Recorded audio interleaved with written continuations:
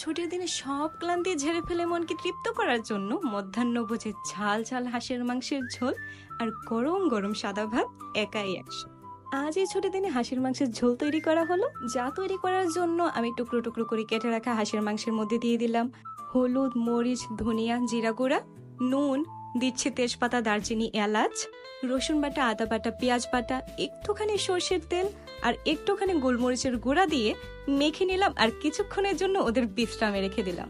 তাহাদের অন্তিম বিশ্রাম শেষ হলে আমি একটি কড়াইয়ে সর্ষের তেল দিয়ে পেঁয়াজ কুচি ভেজে নিলাম, আমাদের হাঁস মাখা দিয়ে দিলাম আর কিছুক্ষণ ভেজে নিলাম। ঢাকনা বন্দি করে মাংসটাকে আচ্ছা করে কষাতে হবে। কষানোর জন্য অল্পখানি পানিও দিয়ে দিলাম, সাথে দিয়ে দিলাম আরেকবার পেঁয়াজ কুচি আর গোটা রসুনের কোয়া। এবার রং বর্ধনের জন্য আমি একটুখানি কাশ্মীরি লাল মরিচের গুঁড়া দিয়ে দিচ্ছি, আরও দিচ্ছি কাঁচামরিচ। আমাদের কষানো প্রায় হয়ে এসেছে বিধে আমরা হাঁসের মাংসের ঝোল দিয়ে দিলাম, অর্থাৎ পানি দিয়ে দিলাম। এবার কিছুক্ষণ জাল দিব। আজকের ঝাল ঝাল হাঁসের মাংসের ঝোল কিন্তু একদম তৈরি। এবার গরম গরম সাদা ভাতের সাথে এটি পরিবেশন করে হারিয়ে যান স্বাদের রাজ্যে। আসলে এই তরকারিটা খুবই সুস্বাদু ছিল। আপনারা যারা রান্না করতে জানেন না তারা চাইলে আমার সাহায্য নিতে পারেন, আর যারা চান না তারা বসে বসে দেখুন আর এমন আরও ভিডিও পেতে বেঙ্গলি স্পাইসের পাশেই থাকুন।